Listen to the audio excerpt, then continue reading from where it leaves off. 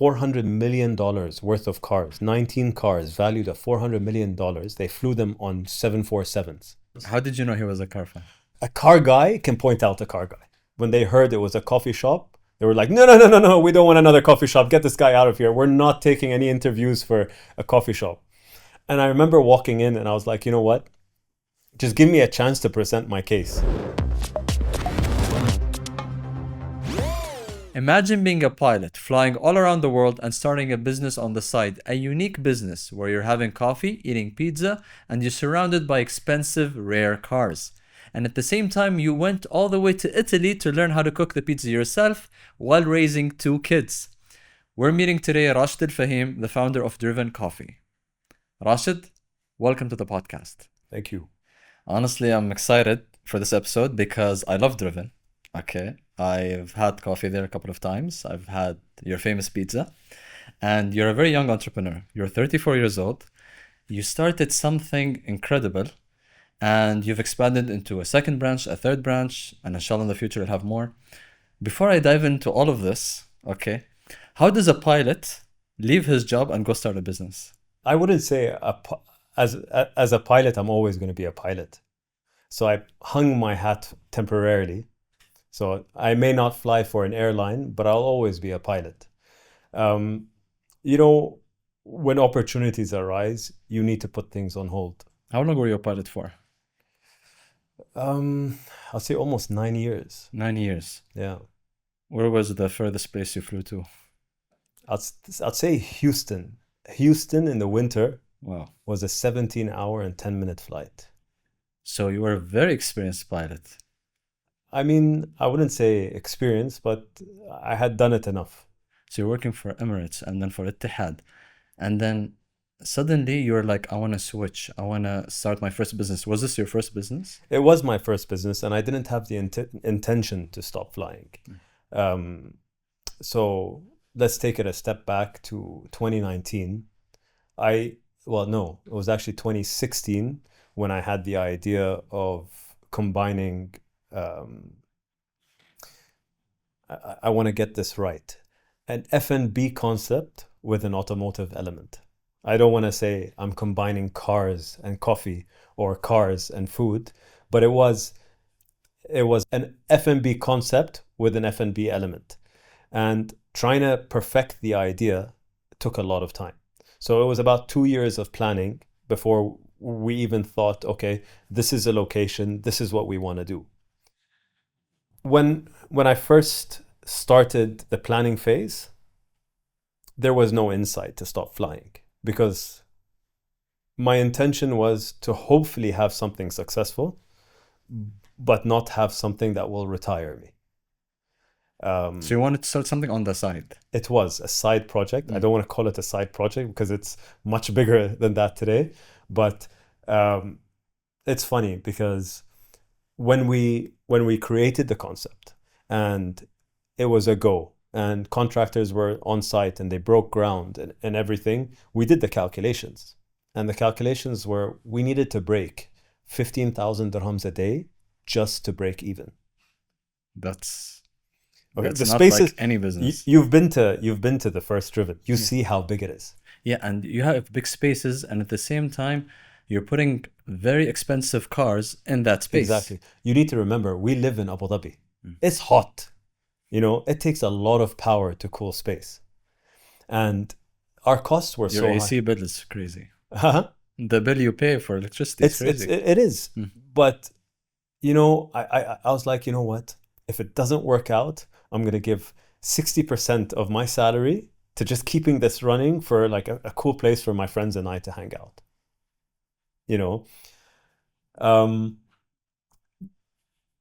Day one, we had like 12 customers, and my heart was pounding.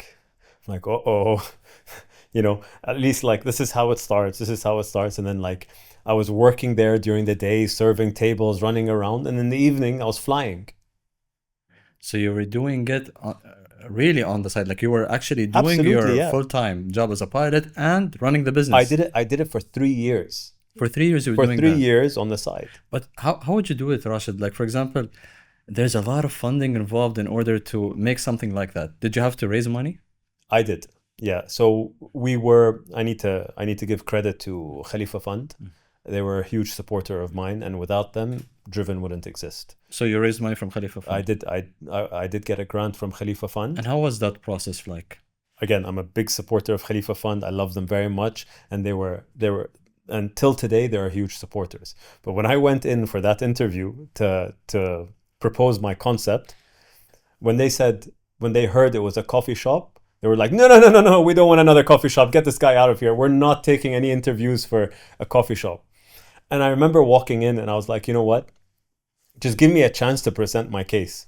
And I'm thinking, what on earth am I going to say? What am I going to say to these people? I walk in and it's like 19 very important people like waiting to hear what I have to say about like what coffee shop I'm going to open. So I remember looking at the chairman and I'm like, you are a car fan, aren't you? He's like, yeah, I like cars. How did you know he was a car fan? I didn't. Lucky But guess. you can just, a car guy can point out a car guy. Okay. So I could see it. I could see he was a car guy. And then he started talking about how he went to, on the Mercedes AMG ICE trip. And I was like, okay, he's a definite car guy. So I was like, you know what? I asked him, I said, now, how would you feel if you were to go and sit in a coffee shop drinking the best coffee you've ever had in your life, okay, right next to a 300 SL Gullwing, or right next to a Pagoda, or next to a 300 SL Roadster? How would you feel? He's like, it's a dream. And I said, well, I'm going to make that dream happen. How did he react? He laughed and he's like, how are you going to make that happen? I was like, well, I have the cars. I already have them. I have 111 cars, you know, but just no one gets to see them. So I already have them. And how did you have these cars? Like, what's the background? The background of the cars, again, the credit goes to my father, because in 1969, he started collecting cars. What he thought were just things that were pretty to look at, today turned out to be an incredible investment. We're talking buying a Jaguar E-Type for $3,000. Wow. He was early on it. So he was already on it, and it was just they're beautiful pieces that were hidden, and my goal was always to bring it to the public and show them. Oh, so they were just hidden there in the garage? They weren't. They were kept in 3 different places: Al Ain, and Al Bahia, and Al Khazna. So my idea was to be able to rotate it and share the collection. I wanted them to all be in one place with an F&B element in the center, but that wasn't commercially, it wasn't possible. So back to what went on there. When I then presented what I wanted to do and how I wanted to do it and how I'm getting the coffee and who's doing the roasting and everything, they were like, you know what, let's give this guy a chance. So I walked out of the room and my friend like calls me, he's like, you got it. And I'm like, okay, damn, now I need to execute this. And how much did you need to raise in the beginning? So we needed 3 million. 3 million for that concept. For that first branch. For the first branch. Okay. And remember, that was 2018. So construction costs have significantly gone up. Yes. So we had to fit out 500 meters squared. There was no mezzanine, but we built a mezzanine. But Rashed, how did you know what to ask for and all these details? What kind of research did you do before going there just to raise them? So I was consulted by F&B experts. Okay. So you asked them. So and I kept asking questions. You know, constantly asking questions, saying, okay, like, I don't know the first thing about running a restaurant. Okay. And the first thing was, what is your menu? I'm like, I don't know. I like pizza. Whatever tastes good. I like coffee. Can we do pizza and coffee? And they're like, you're going to do a cafe with pizza and coffee? I'm like, yeah, why not? Pizza, coffee, and cars. I don't know whether I should talk about the pizza story or talk about the footfall in the first 3 days. Let's start with the pizza story. The pizza story, okay. I love this story. So one day I did a flight to Bologna. So Bologna is close to Florence, northern Italy. And in the airport, in the check-in area, there is this little pizza place in the airport. And one day I was hungry before a flight, and I had gotten there a little earlier than everyone else. And I was like, you know what? Let me try this place. I like pizza. And I went and I sat down, and it was Napolitan pizza. I've never had Napolitan pizza before. But when I had it, I was like, damn, this is good. Like, it's really, really good. And I don't feel bad afterwards. You know, when you have a pizza, when it's like extra greasy, you feel heavy. Yeah. Yeah. Dude, you can't feel like that before a flight. Like you don't want to be flying the plane and then all of a sudden start falling asleep. Yeah. No, I felt great. I felt good. So I was like, I left. I arrived back in Dubai, and I was like, I need to go back. And I started trying to bid for flights, because you could bid for flights. I wasn't getting the flights. So then I was like, you know what? I need to go to Bologna. How am I going to do this? So I started looking at which pilots had it. And I was like, asking them, do you mind swapping? Do you mind swapping? And obviously the answer is no way. No one wants to swap The out pizza Bologna. was so good, you wanted to go back to the Yeah. country just to eat it. I started paying the other pilots to give me their flights just to go back. So I was doing Bologna maybe twice a month. I'm sorry, Emirates. It was pizza was a priority. So I'm very sorry if And when we started Driven, I remember telling my consultant, I said, listen, I want this pizza. He's like, what? It's that good? Then I have to try it. So then I took him with me on one of the flights. And he tried the pizza, and he's like, damn, we have to get this. He's like, leave it with me. So the guy stayed there for 5 days. Okay. Went and found the owner. Spoke to the owner. Agreed with the owner that we were going to franchise his pizza, his name, and the actual pizza in the UAE. This was before you started Driven. Before we even found a location. So we were like, okay, let's order the oven. Let's get everything. Let's plan. Then we found the location. Then we started the design work based around the oven, because the oven's 2.4 tons. So to get that oven in, everything needs to be planned to get around the oven. So now construction was done, and we were about to open. A month away from opening, the guy was supposed to fly out. Italian guy in a scruffy suit shows up at my consultant's office. And he says, you know, that deal you had with Mr. X, that deal is now over. I'm the new owner. He bought him out? Apparently. And we were like, okay. He's like, now I want 50,000 euros today, 50,000 euros for every branch you open, and I want 10% of the pizza sales. So he changed all the terms. He was pulling the mafia card. And, we're not going to take that. So we're like, Habibi, this is Dubai. Get out of here. And he left. But he left, but we were... Yeah, you're a month away from opening. We're a month away from opening. We didn't know what to do. So I went and did the course in Naples. I found a place. I said, listen, I need a private course. I have 3 days. The course on how to make pizza. How to make pizza.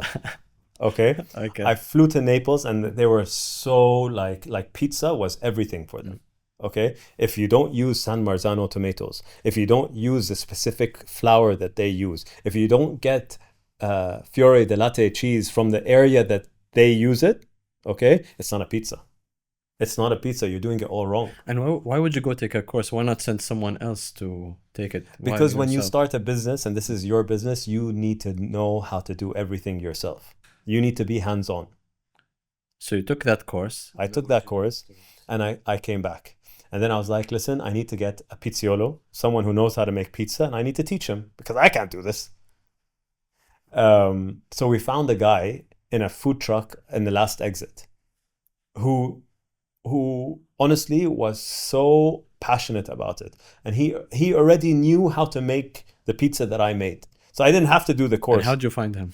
My consultant and I were on our way to Dubai, and we drove into the last exit, and we were like, let's try this pizza place. And we tried it. I was like, dude, it tastes very similar to The like, pizza you tried in yeah, Italy. it's not like, I wouldn't say it's similar, but I'll say it's 60% there.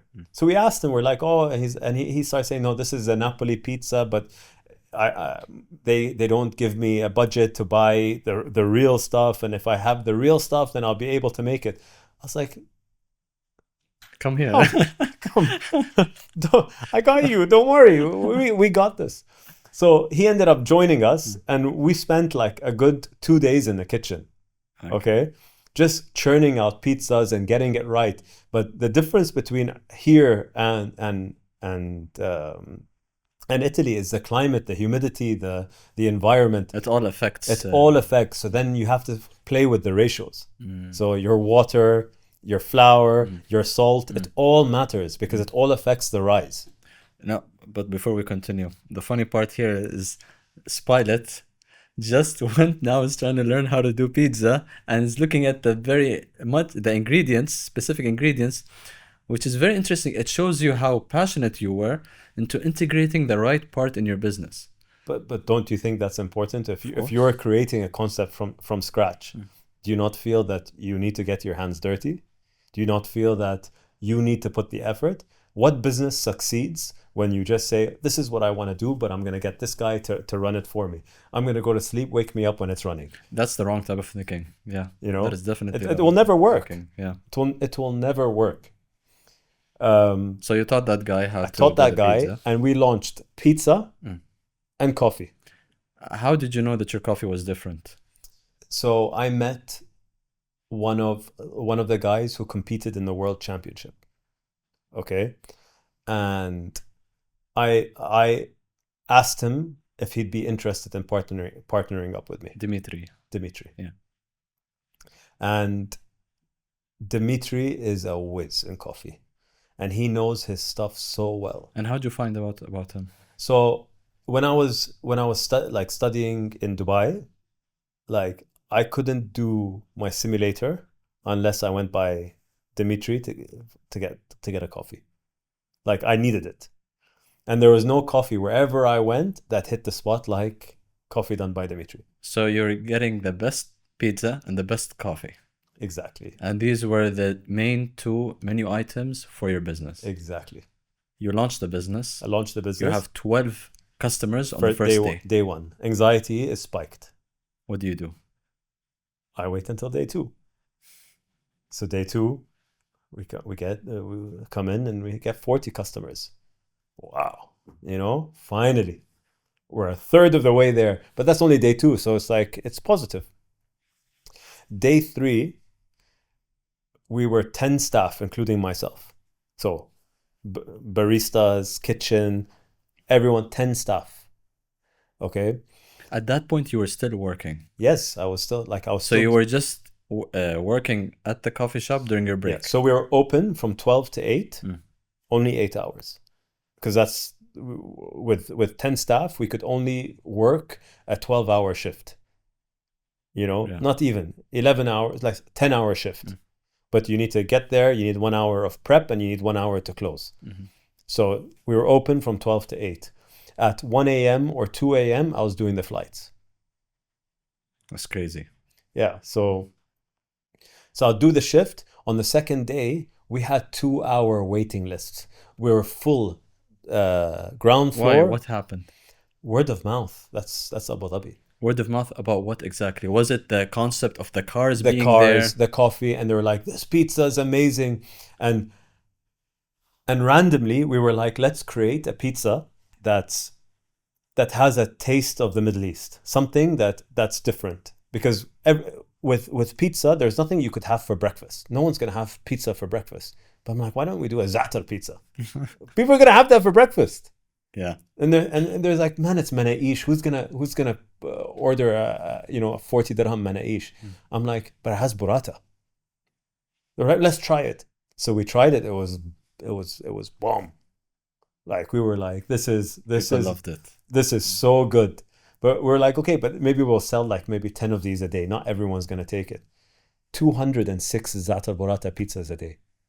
Wow. 206 drivers were coming in saying, yeah, we need 20.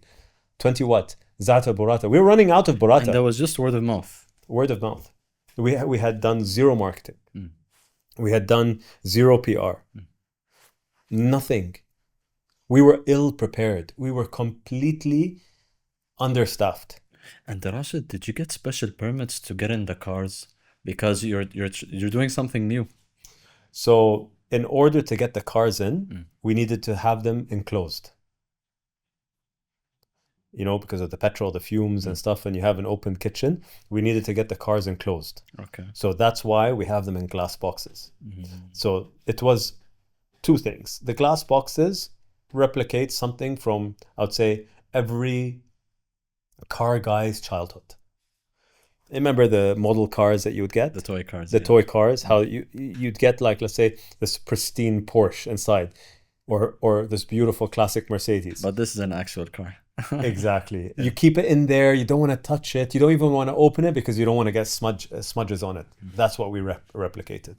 So if you go into Driven today and you look at any of the cars, if there is a smudge print on the car, someone's going to be in trouble. Somebody's going to get into trouble. So you're sure it's super clean?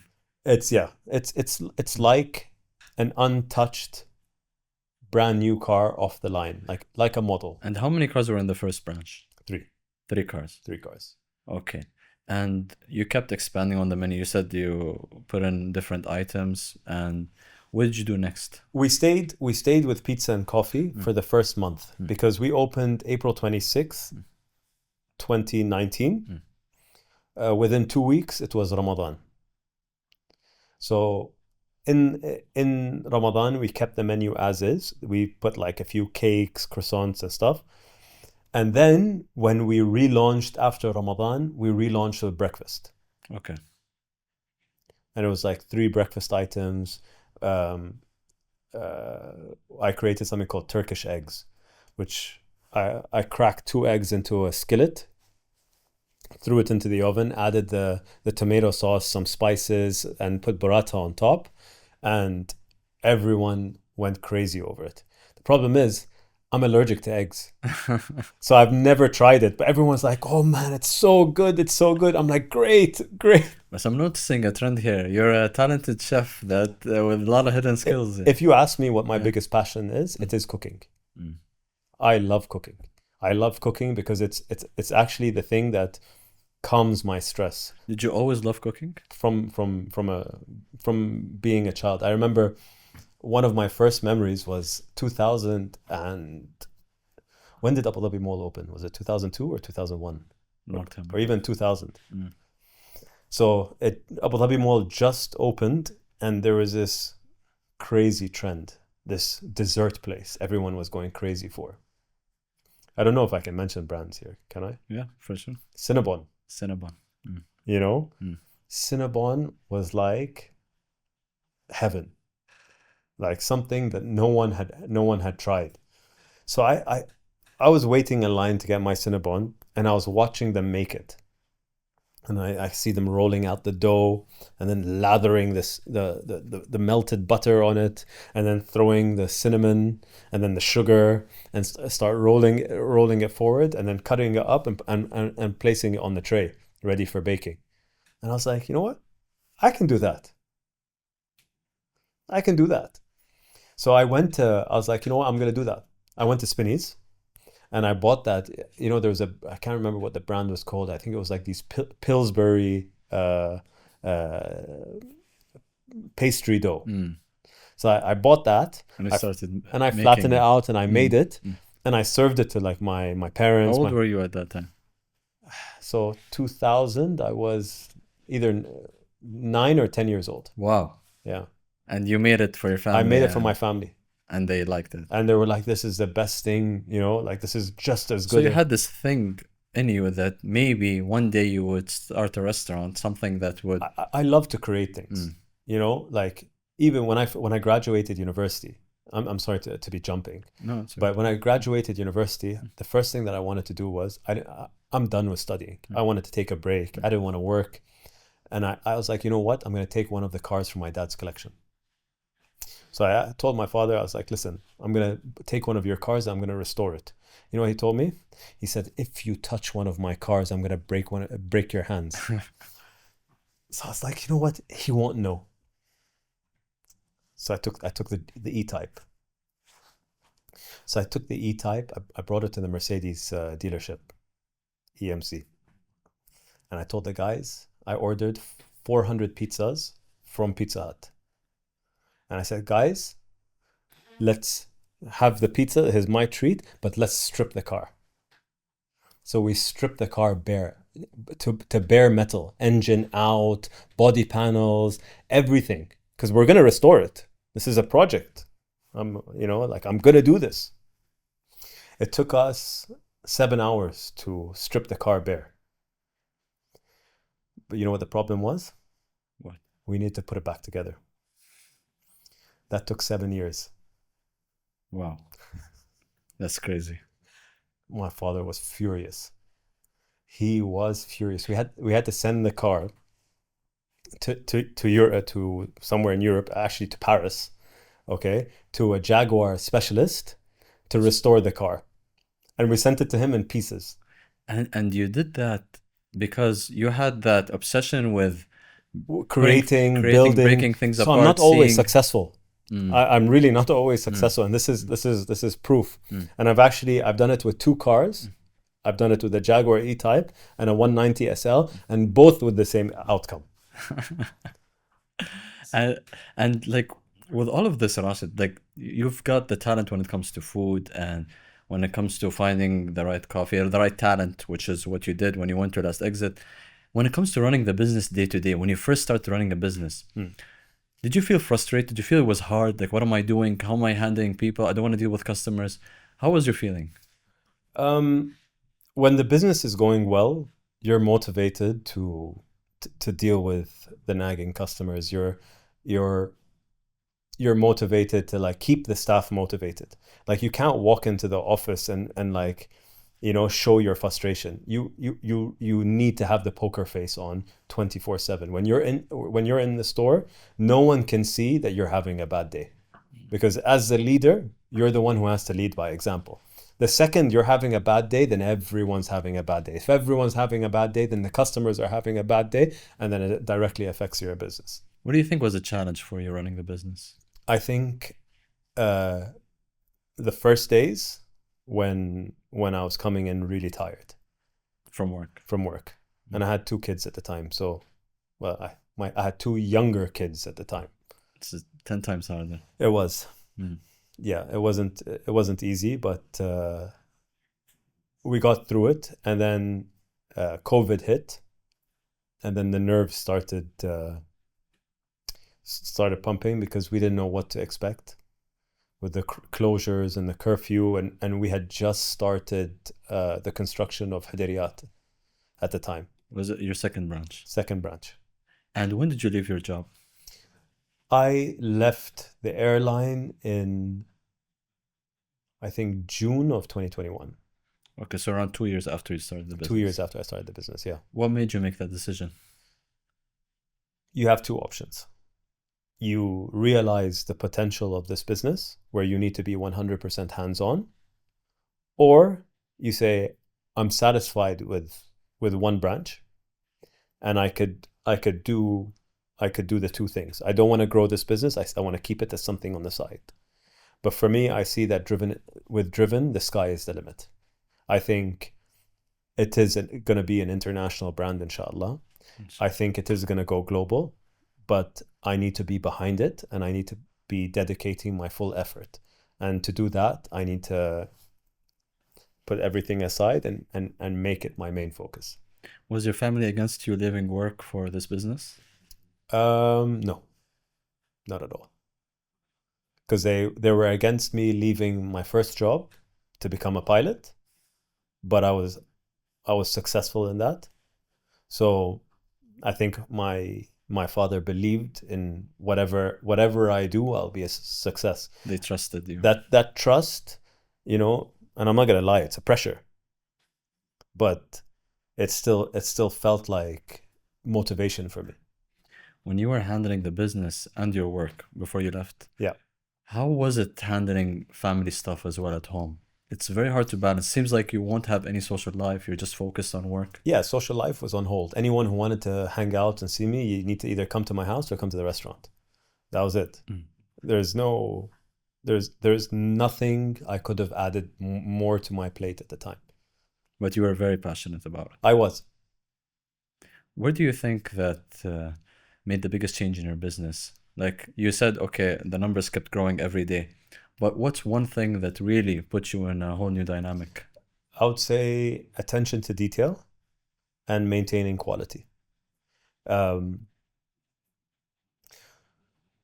Especially in F&B, when a restaurant is launched and it is successful, most people look at how to cut costs, right? And you can cut costs with electricity, with AC, making things more sustainable and stuff. But I told everyone, you touch my ingredients and you're finished. The most important thing in a restaurant is food. But people do that. Mm. Like, let's say if a supplier comes and says, okay, we can guarantee the same flour, okay, but with it's a different brand for 50% the price. Most restaurant operators will go for that, but I'm not budging. I don't care. I don't care if it's more expensive. I don't care if it's gonna be if the price keeps going up and our profits are gonna go down. I want to keep my customers happy, because really, like, Emiratis, my brothers and my sisters, are super picky, and they know. Like, I remember one day we ran out of the za'atar from the supplier that we use. We ran out. So we couldn't get the same thing. So we found something that was most similar. Mm. I couldn't taste the difference. But, a guy came into the restaurant and ordered the za'atar burrata, and he's like, hey, it's not the same. Wow. You change this. It's not the same. Bring back the old za'atar. And we were like, how did he know? But they do know. It's crazy. Even when you notice, you've traveled a lot. When you eat, for example, let's say Turkish food here versus when you eat in Turkey, it's very different. Very Even different. the smallest restaurant in Turkey, the taste is just so much better. Yeah. It's very hard, and you've focused on that. Like, I want to get the ingredients right. I don't want to change anything because I want to have consistent quality. Yeah. Even the Italians that live in the country will always say, this pizza, if it's not as good as Italy, it's better. Italians that have flown in from all around the world. When did you break even, Rashed? You sure you want me to share that? Yes. So the first driven, we broke even in 4 months. In 4 months. All your costs, the expensive electricity bills, the big space. Alhamdulillah. And then you decided to open the branch at what year was it? First one or The second second one? branch. Second one was November 2020. In Hudayriyat. Yeah. And the third branch was in Dubai. Dubai, October 2021. Now the Dubai branch has a special story because you did something completely different. The Dubai branch, and it's an amazing story. I got a message on Instagram. I actually didn't get it. The team that managed the Instagram sent me a screenshot, and it was a message from someone saying, are you interested in putting Porsches at your cafe? It was a message from who? A random person on Instagram who sent it to the Driven page. Could be a scam. I don't know, but like, there's one rule that I have. Cars that are available for sale today, a car that you can go and buy from the showroom, is not allowed to enter the box. Has to be either a classic or something. A classic, a special edition, or something that's unobtainable. Unicorns only. And I was like, no way, like, out of the question. And my social media team was like, he's quite pushy and he wants you to meet them. I'm like, meet who? He's like, they'll explain when you meet them. So I went to Blue Waters and we had arranged to meet at a German bakery across from where Driven exists today. So I walk in, and it turns out to be the head of marketing of Porsche Middle East and the CEO of Porsche Middle East. And did you know you were meeting them? No, I didn't know who I was meeting How then why'd you go to that meeting? because they said that they'd explain when they get there. So it was like a surprise. Yeah, you know, and I'm always open to meet people, no matter you know, how small, how big the deal is. Like it's you know, an opportunity is an opportunity, and it's rude not to. And they were like, yeah, we're interested in you know, taking your space and putting cars there. And I said, listen, guys, like, with all due respect, I'm a big fan of the brand, okay, but I don't put cars that are available for sale. Like, we're not a showroom. You can go to any showroom on Sheikh Zayed Road, and they'd give you a better deal. He's like, no, you're not understanding us. So he takes out like this book, you know, like 400 pages. And he opens it, and it's the brochure of the museum in Stuttgart. And he's like, we want to put these cars. Porsche Museum. The Porsche Museum. He's like, we want to put these cars. He starts flicking through the pages. And I'm looking at a 935. I'm looking at a 356 Spider. You're getting excited. I'm looking at a 550. But I have to play it cool, man. Yeah. The poker face. I have the poker face. Yeah.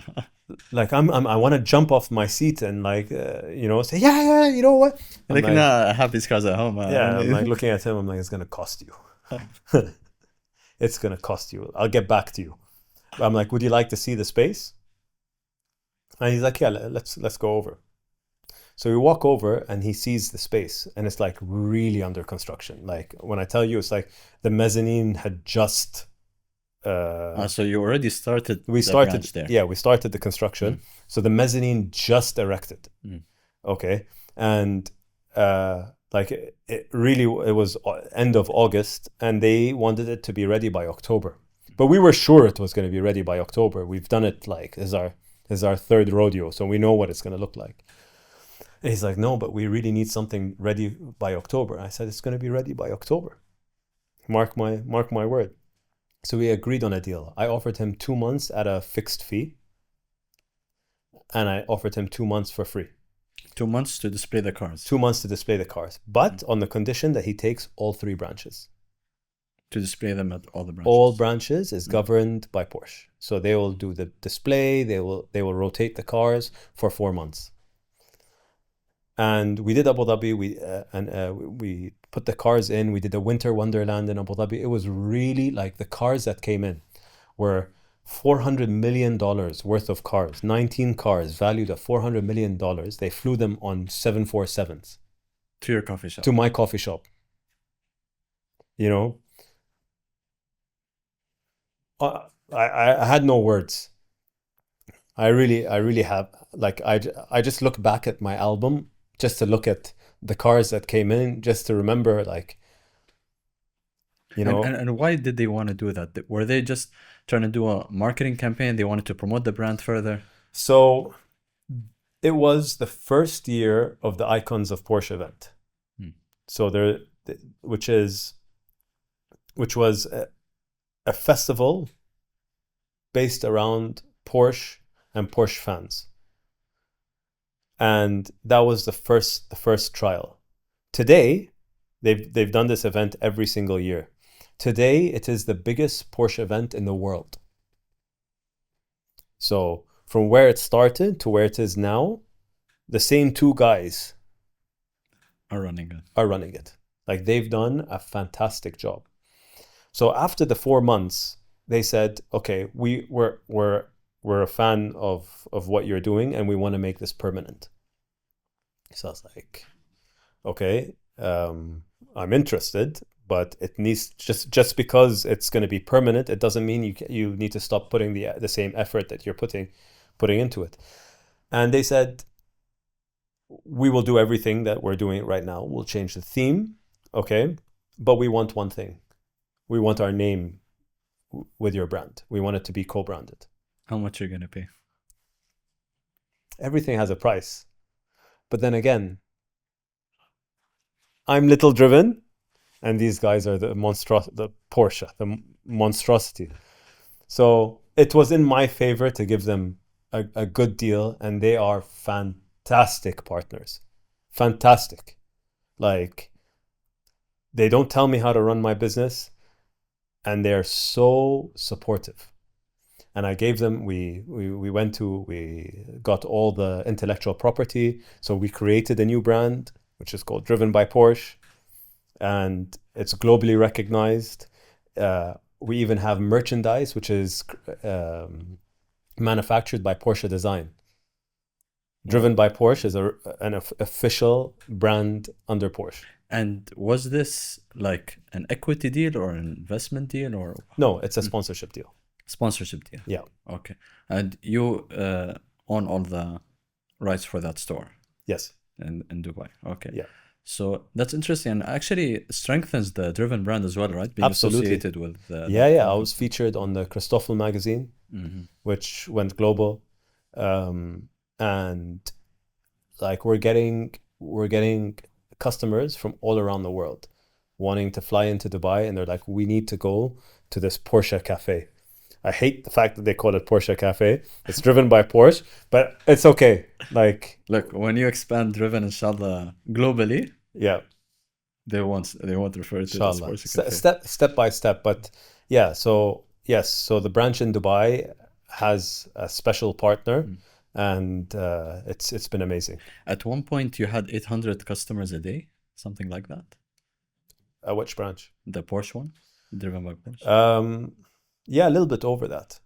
Mm. Yeah, it's a very big branch. We're 10,000 square feet. Oh. And most of the footfall comes there, you could say. Footfall wise is higher in Dubai, but spending power is higher in Abu Dhabi. In Abu Dhabi. Yeah, we see that those that go to the branch in Dubai, a lot of them eat, but most of them drink coffee and have like little light snacks. But in Abu Dhabi, mashallah, they eat. For me, Yeah. When they're sitting at the restaurant, like only 2 of them, but they order 4 pizzas. Mashallah, yani. I think I was one of them. Yeah, but it's awesome. And when it comes to making all these decisions, okay, it's not easy. Like, you're going on meeting with different companies, you're looking at different investment decisions. Who's guiding you? It's very hard for someone who just started a business and is running it for 1 or 2 years. Where do you get your advice from? So I'm constantly asking the professionals in the business. But now I've been running an F&B. I've been running restaurants for 6 years now.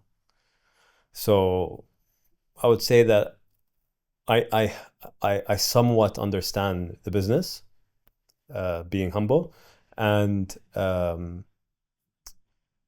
I now know the demographics and the psychographics of the region and the specific areas. When you talk about professionals, who are you referring to? So right now we have Ramal Hospitality as our full-time consultant in the business. So they're fully involved in running the back end of the business. So you're listening to much bigger companies that you're taking advice from. Yeah. Because if we want to grow, we need to be on par with the big boys.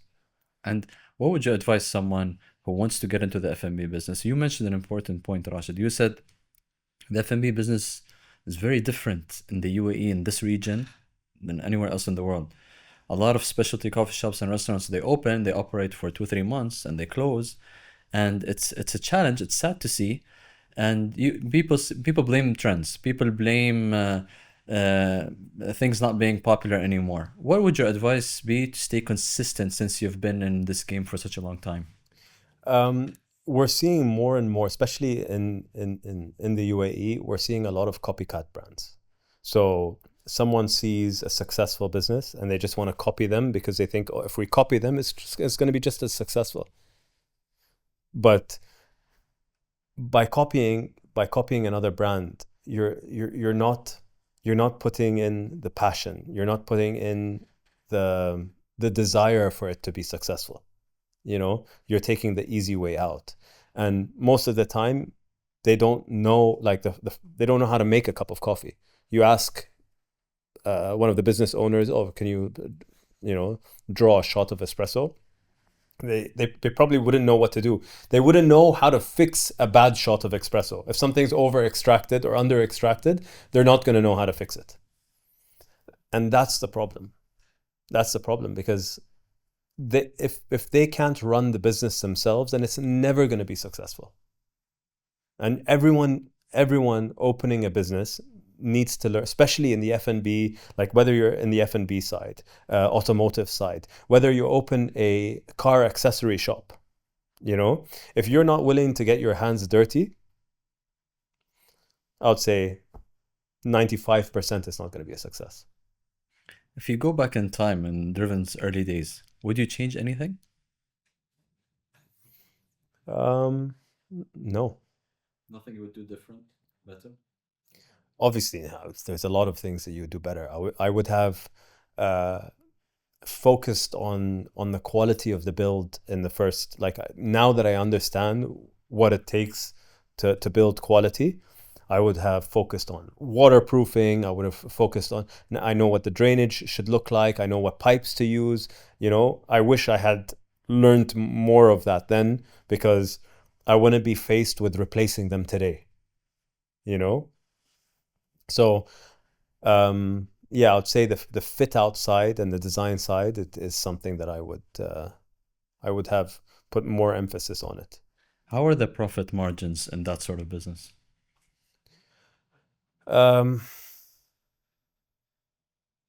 Some items are high profit, and some items are not. For example, we're a roastery, so we source the beans ourselves. So our coffee has high margins, but our pizza, not so high.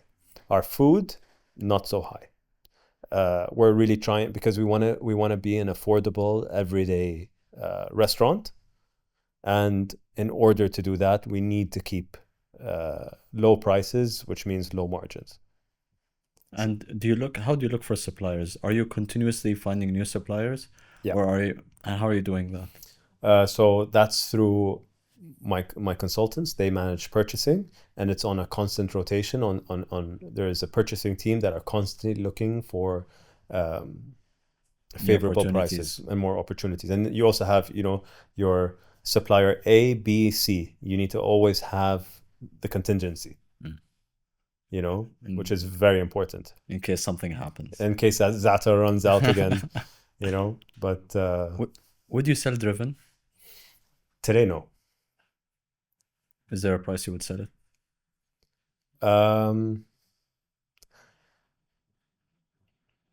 I think if I sold it today, even if it was a price that was beyond my imagination, I would regret it, because I've not achieved the potential I need to achieve. What's that potential look like? I would say 50 branches. 50 branches. 50 branches. So we have 47 branches to go. 47 to go. Where are they going to be? I'd like to start in the region, and then Europe. I really would love one in Japan, and the US. And is Driven the only thing you want to work on for the rest of your life, or are there different businesses? No, there's a lot of ideas that I've had, but I feel like I would be doing Driven an injustice by focusing on that. I think I just need to get the engine running and get it rolling. And once I can do that and have a successor to take over my position to fully focus on Driven, where I could then take a step back and oversee it on a bi-monthly basis, then I can focus on other things. But the fact that I'm still involved into the day-to-day operation, I can't do anything else. What does your day-to-day look like? I'm either in Abu Dhabi or Dubai. I'm either making coffees behind the bars, talking to the baristas. I'm either in the kitchen making pizzas or cooking with the chefs. I'm talking to the staff on the floor. I'm hearing all the complaints from the managers and what needs to be fixed and the maintenance issues. And then by the end of it, I walk out toast, and I maybe go pick up my kids from school and take a break, drop them off, and head back to another branch. You know, and that happens every single day. You started the business on your own, right? Yeah, I started the business on my own with the assistance of Dimitri and the Ramal team. And what do you advise entrepreneurs who feel like they cannot start a business on their own? Like they're gonna need 2 or 3 co-founders, and they feel like we cannot do it, we cannot make it ourselves. But what part can they play?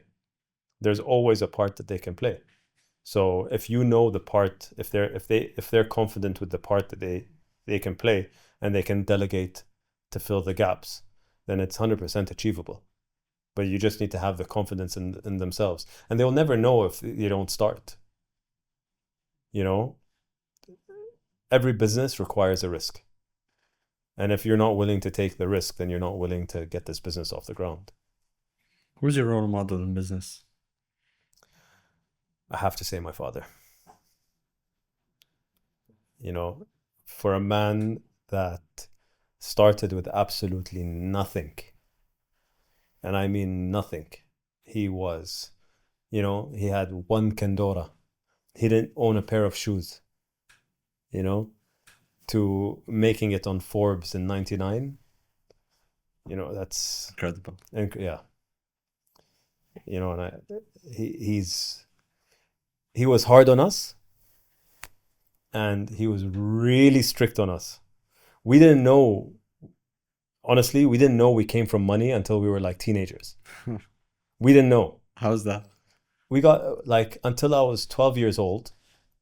No, I was 14 years old, and I was still getting 100 dirhams a week.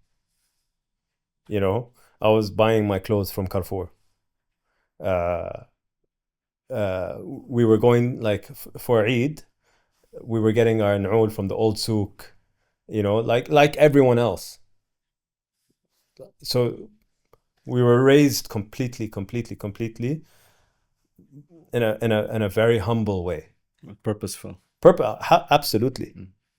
And honestly, with technology it's difficult, but I aim to do the same thing with my kids. MashaAllah, he was a great father, he is a great father, he is a great role model, and yeah, I aspire to, inshallah, achieve the similar achievements. What business lesson do you think helped you a lot from him? He's very humble, right? And he's very approachable. And I think the patience that he has, you know, when on the outside, when everything looks like it's crumbling and every wall is falling down, the patience he has to lead is incredible.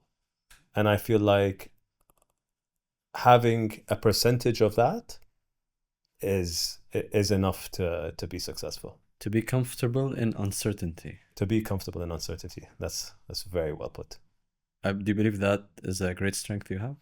I think the ability to keep calm when things hit the fan. Rashed, what's your favorite book? From Rags to Riches. Why? Because it's a reminder of where we started. Coffee, cars, and cash. Which one would you give up first? Coffee, cars, and what's Cash. the last? Cash? Coffee. You would give up coffee first. Yeah. Second? Cars. Cash آخر شيء. Yeah, because then I can buy cars and coffee. What's a misconception about business here in the UAE that a lot of people think they don't know? Everyone says that things here are overpriced. And what they don't understand is real estate costs here. Rent is much higher here than it is around the world. Starting a business here, there's so many fees, you know, like, so your natural costs and your fixed costs are quite high. And then everything that, let's say, whatever restaurant you go to, when you order, 95% of what's on your plate has been imported. Again, that costs. So things here are not overpriced; they're just adjusted to what the costs are. So it needs to be a little bit more A expensive lot to of be people successful. don't know. No, they just think, oh, look at this guy, what a ripoff, you know. It is what it is. Honestly, it was great talking to you, Rashed, and I really want to see Driven in Japan one day, in the States, and I really wish you all the best and success. Inshallah. Thank you for having me today, and it was a pleasure being invited here. Thank you for watching us. Feel free to share your feedback and connect on our platforms. If you know someone with an inspiring story, email us at 100x.abudhabi@gmail.com. Stay tuned for more uplifting business tales.